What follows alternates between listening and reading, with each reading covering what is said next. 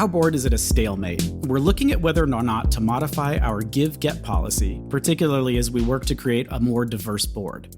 We want to eliminate the typical barriers that have existed to date in being brought onto our board. Doesn't having a give-get policy limit the types of board members we'll attract? You know, this is an interesting question, and one that I think a lot of people are grappling with as they pay attention to DEI issues, JEDI issues, and in relation specifically to their boards. I think it all depends on what type of policy and how it's written. I think there's this sometimes assumption that drives me a little nutty, is where you'll see like people saying, oh my gosh, we're going to try to recruit, persons of a certain background, people of color, whatever that is, right, that they're working to do. And as a result, there's this weird inherent assumption like those people aren't able to make a personal gift or a fundraise, which is completely against the entire concept. Like, it's just ridiculous. It's ridiculous. So I would challenge, I would try to go into the assumptions being made here, because it feels like there's some assumptions being made that maybe aren't healthy. I think it goes back again to, what does your organization need?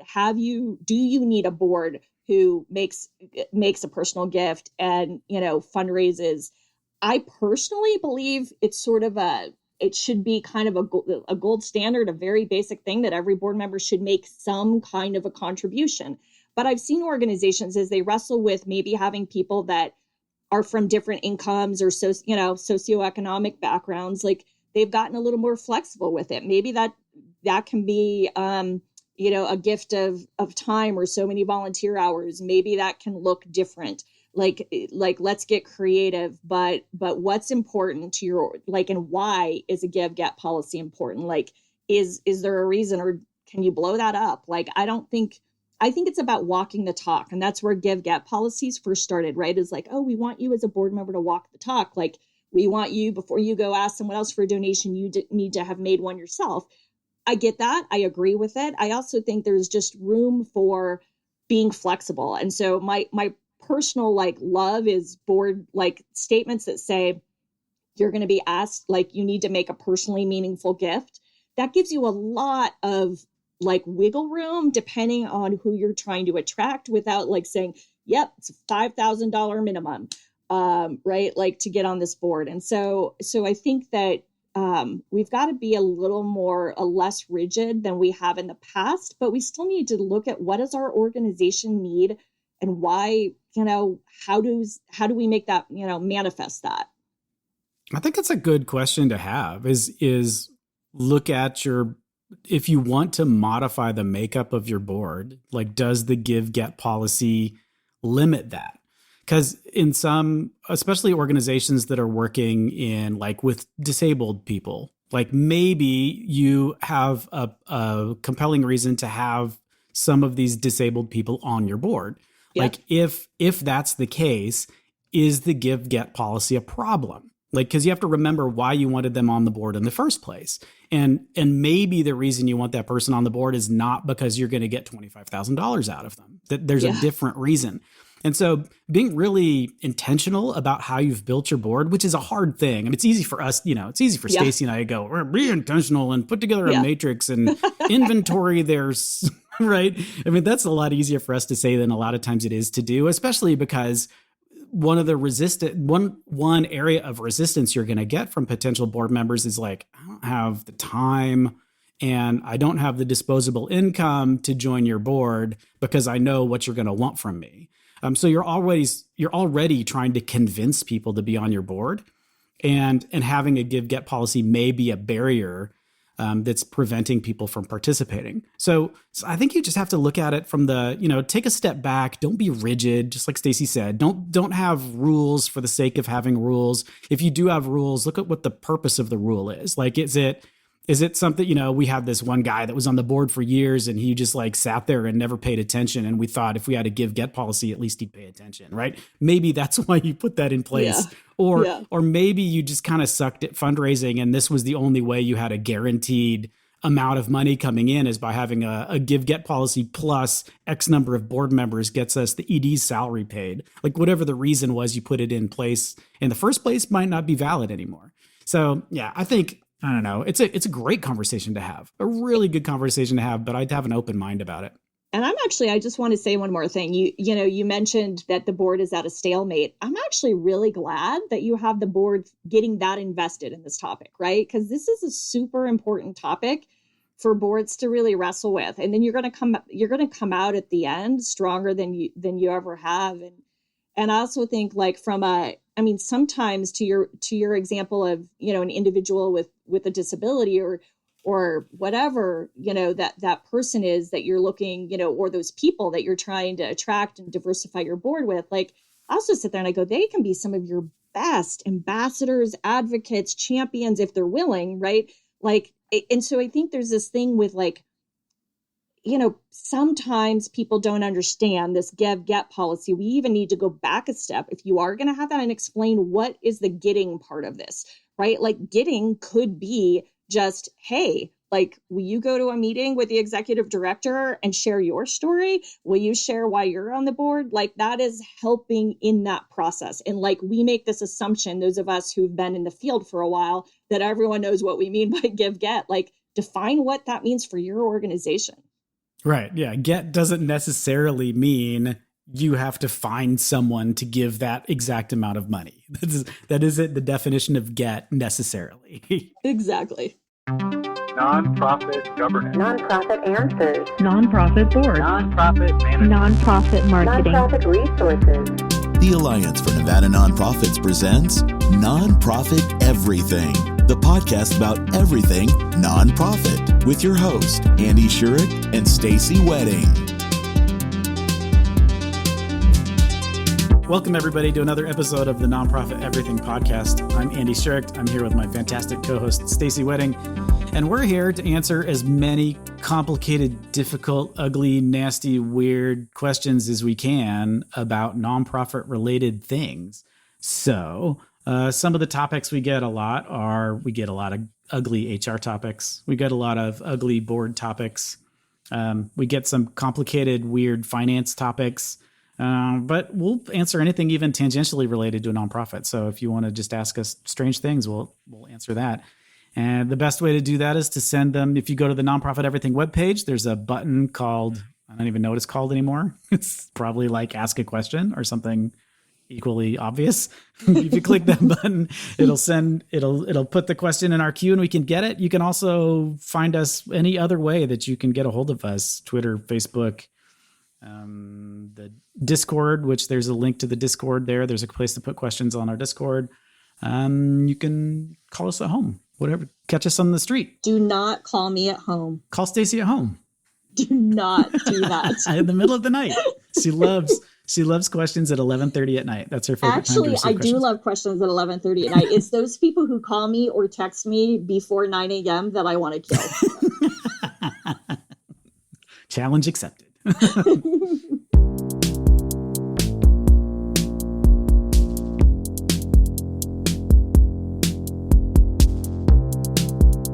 We are embarking on a strategic planning process, and I always find it a painful, long, and tedious process to review the mission statement to see if any changes should be made.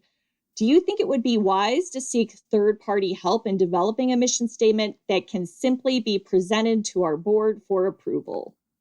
Oh, mission statements. It is excruciating. And that's the least exciting part of any nonprofit ever, is talking about the stupid mission statement. Oh, but Andy. There's so much bad advice. How many times have you gone into an organization and they've said, like, to do a new strategic plan or something, and you say, let's talk about the mission statement. And it is some completely overblown thing that was clearly designed by committee, that has some sort of weird formal structure in it to include like the location of the organization. And like somebody said, like, these are the 5 things you need to have in a mission statement. And so they crammed them all in there. And then there are these arguments about which adverb to use. And so they come up with some totally bizarre adverb that they've crammed in there. I mean, and like the rank and file of organizations, when you think about like what like what the mission statement means, how actually important it is compared to like how badly they're designed generally is like, there's such a mismatch there. So I 100% feel all of the pain of this person's question about like this painful, long, tedious process for the mission statement. It is a painful, long, tedious process, and it's so unnecessary. Well, and you can almost feel it. You can feel the energy in the room, right? So you bring this up and you can just see like shoulders like, droop. This. Like, yeah, like just like people cringe a little because they know they've been through it, maybe with their own companies, whatever. And I mean, I've seen people who've gone through this it's a several month process. And you're like, please poke my eyes out. Like, oh. And then add on top of that is that they want to have a mission, a vision, and then 3 or 4 overarching organizational goals. Like, so now they've got 5 things that no one can actually define that all overlap in some way. And everybody has their own opinion about what each thing should be. Yes. And then it devolves into this whole, it's so, it's so horrible. It's so horrible, Stacey. And I also will, what's interesting is because I've done a lot of mission, vision, values work over the years with organizations. And I will say that what just lights my fire in a in a really bad way is that it's just like you look on the internet at like good mission, like very few are doing this well, right? Like very few you go, wow, that really like is simple. Like I get it. It's not their own jargon, right? Very few. And even consultants in the industry. So this kind of ties into the third party piece. Consultants don't always understand it either. So you get like one consultant who says, I can help you create this. They have no freaking clue what like a mission and vision is or the difference between the two. So I don't know. I'm going to dive in and just say, here's my thing. I think a third party can take some of the pain away, but you've got to be really careful how you use the third party. This is not for you to just delegate this entire thing like to a third party. Oh, rewrite our mission statement. Like that's ridiculous because this is kind of a core of who you are, what your core purpose is, why you exist, right? Like you've got to have that discussion. And why do you need to change it? Like there's this weird thing where sometimes people get into, I just need to change it to make it sexier. I mean, maybe you do need to simplify it, but I think there's a conversation that has to be had at a board level. It's the board and executive director, the executive staff team, if you're large enough, that you're talking about, like, who are we? What do we do? Like, why do we exist? Like, and kind of just, and where are we now versus even 5 years or 10 years ago? I mean, that changes. So, I mean, I think it's good to refresh these things, but then the way you would use a third party is like they would help facilitate that process, keep it moving so it doesn't get stuck in wordsmithing. Like when I do this stuff, I'm always like, we are not doing an exercise in wordsmithing. None of you want that. I don't want that as your facilitator. So here's what I want you to do. I want you to have some rich conversation about this.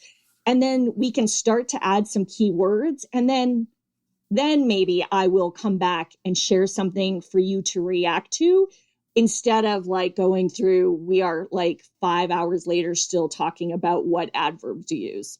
Mm-hmm. So if you were counseling someone who's in this scenario, like where they've already gotten themselves halfway into the swamp of trying to figure out which adverb is the correct adverb to use in this mission statement, what do you say to pull them out of the swamp? What's the point, the root point of a mission statement? Why should it exist? What is it like? Who cares? At the end of the day, a mission statement is what is our core purpose? Why do we exist? And I would just say to people, like, this is not about, here's the deal. And I would be real and say, nobody is going to be sitting there like trying to like analyze every single one of your words. And then I would give them through research a few examples of others that do it well, like as an example, like, and then say, okay, like, but can we all agree that this is the general theme of what you want said? And then like, we'll come back, then we'll come back. And someone who's really good with words will come back with a proposal for you. But like, you don't need people like arguing over what word is what. It's ridiculous. It's a big waste of time. Yeah. So I think what we should recommend, like if we're going to recommend something really stupid, like if you feel the need to make your mission statement overcomplicated, something more than just this is why we're here, like make it a haiku. Like try to come up with a completely absurd restriction on how the thing is going to be made so that you're no longer thinking about which adverb is correct, because guess what? They're all wrong. If there's an adverb in your mission statement, it's probably wrong, right? You don't have to tell somebody. It's not Totally.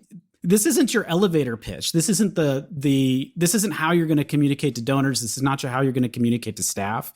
This is just basically the one sentence description of what your charitable purpose is. And it should be very, very straightforward. And it's okay if it's identical to somebody else. It's okay if it doesn't have the exact mechanism that you're going to use that's your meaningful differentiation between every other organization that's doing similar work around the world.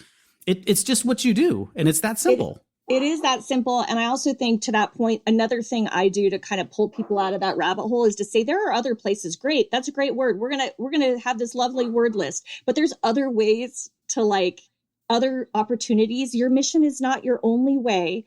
Very few people are going to even spend time on it. Like they're going to glance, whatever, right? Like a grant proposal, you've got to be able to put that in your grant proposal. But at the end of the day, like you're going to have key messages, your elevator pitch to what you just said, your website's going to have other ways to communicate it.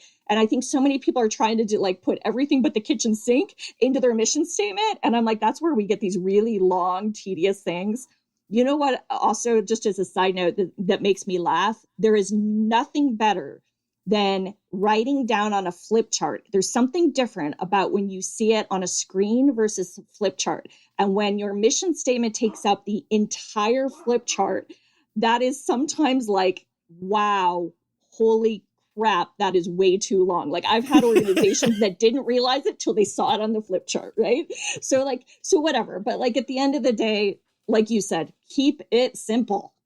And the next time you're in one of these things, see if you can secretly make it a haiku without anybody else noticing. I love that. I love that. That's kind of a fun game, isn't it?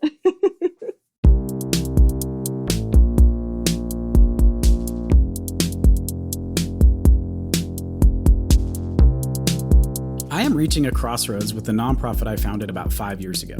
Many of my employees at my for-profit company have helped take care of a great deal of the work required by my nonprofit. I'd like to shift this to having my nonprofit potentially hire an executive director. What's the best way to fundraise for an ED?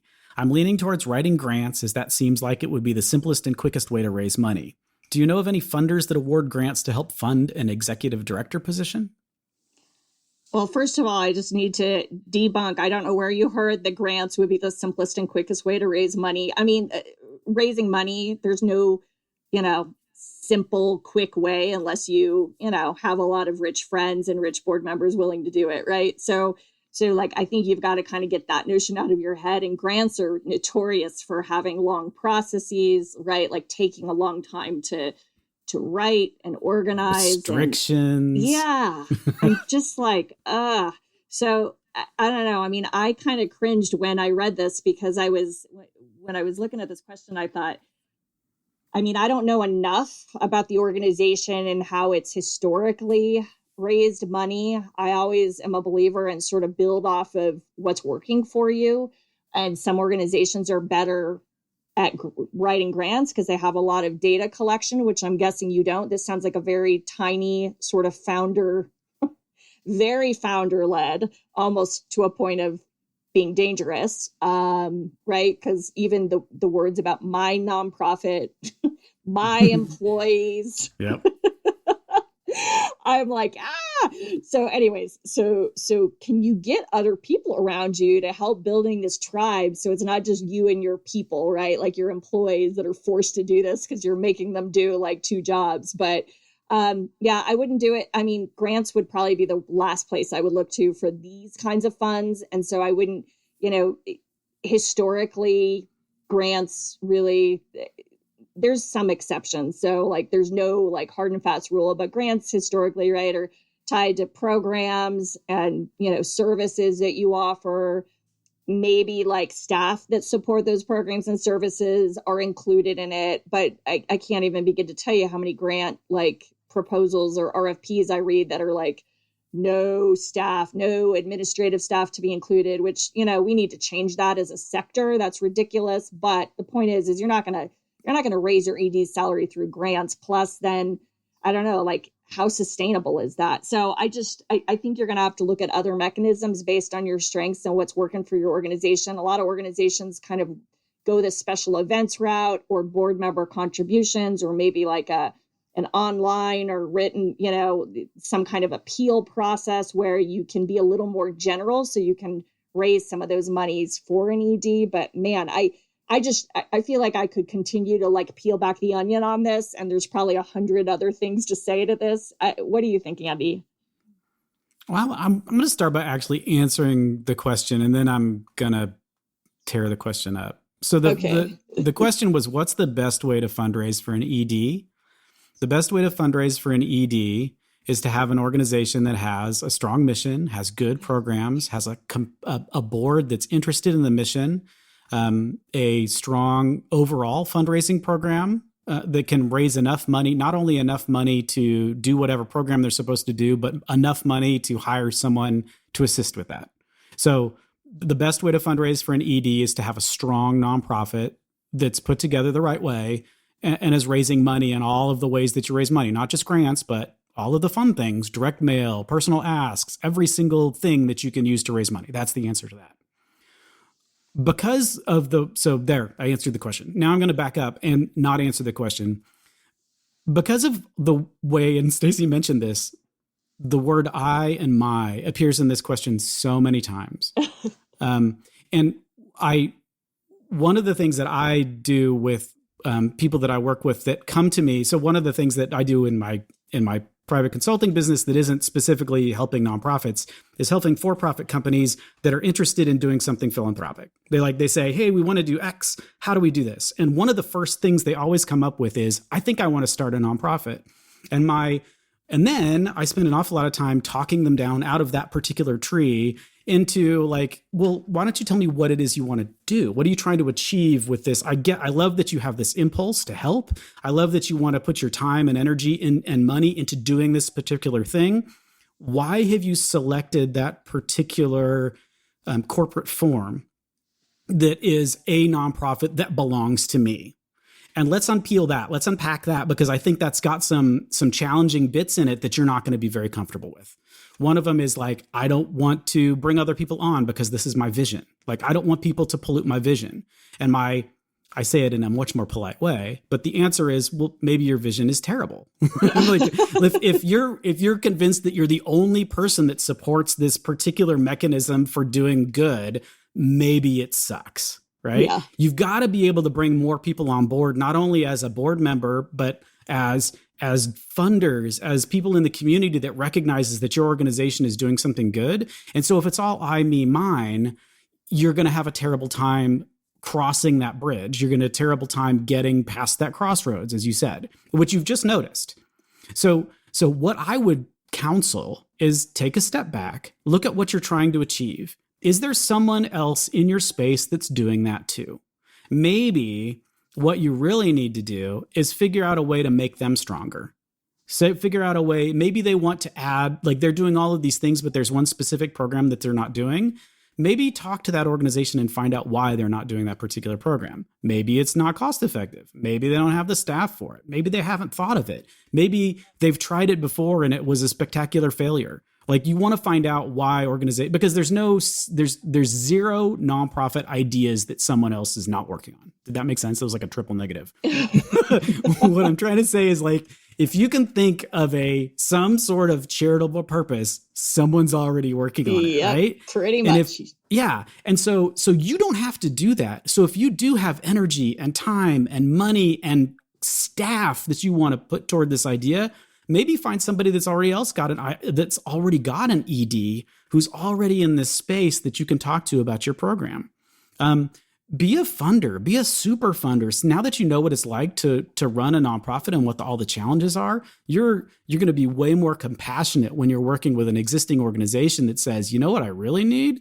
I really need our building to be fixed because the roof leaks, right? Maybe that's something that you want to fund them for so that they can do this mission that you're passionate about better than you can as a part-time job with a bunch of people that were not hired to do it. Maybe it's time to start thinking. I mean, this is a good crossroads, you said. It's a good time to start thinking about alternative ways to get to serving the purpose that you want to serve that doesn't involve, I'm going to do it myself.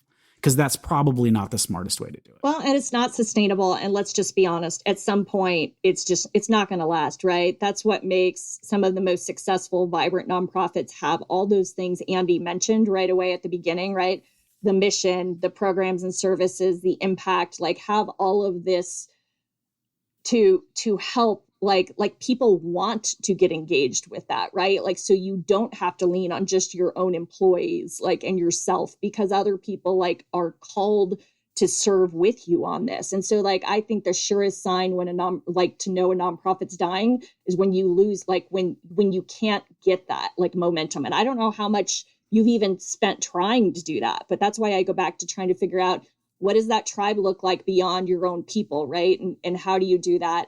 I also think like it would be important to think about, I'm very curious to know how you, like when you say an executive director, what that means to you. Like, what are your employees doing now? Like, I think people sometimes, because they don't understand there's a lot of options and staffing models to work for nonprofits, like they go right to, we need to hire the ED. I mean, there's some people where I've seen the first hire just because they need more of the person who's going to do program service delivery is like a program manager and the board is managing that. Like there's no, like, you don't have to start with your first hire being an executive director. There's benefits to that, of course. But like, I guess I'd say, what are your biggest pain points right now? So many times it's administrative stuff that literally you could outsource that without paying a full-time executive director, or you could, you know, I mean, this is a little more complicated, but I've seen people who've set up nonprofits, right? They have their own 501c3 status. They've gone through all this stuff.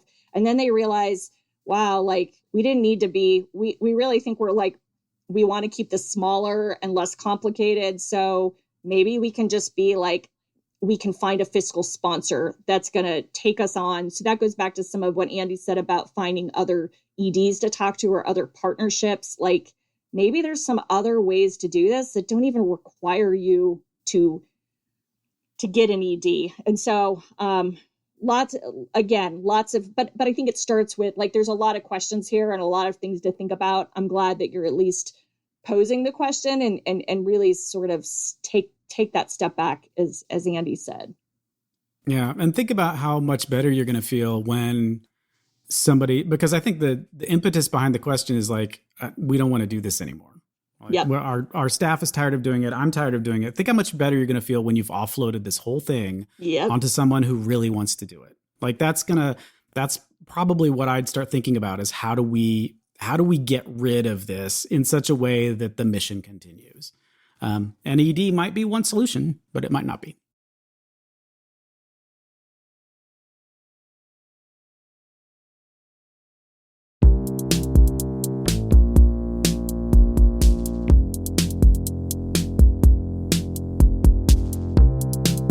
Hey, everybody. Thanks for listening to another episode of Nonprofit Everything. Andy and I were just talking about how difficult it is to be creative on demand. So I'm going to call this My Being Creative by talking about how we can't be creative on demand. That's cheating. That is cheating. That's cheating. I mixed it up. That wasn't the same old ending. Anyway, no, in all seriousness, though, if you have ideas for us to make this creative at the beginning, the intro, outro, whatever, let us know, because we always are trying to mix it up and then we just get kind of stuck. We record the questions and answers first, and then at the end, we're giving you kind of a sneak peek inside behind the scenes. Then we do the recording of the intros and the ending, right? The closing. And we oftentimes are just fried. Our brain is fried. We're tired. We've been recording for a couple hours and we need ideas. So, hey, in addition to send the questions, send us a fun idea so we can mix it up. We'll even give you credit for it.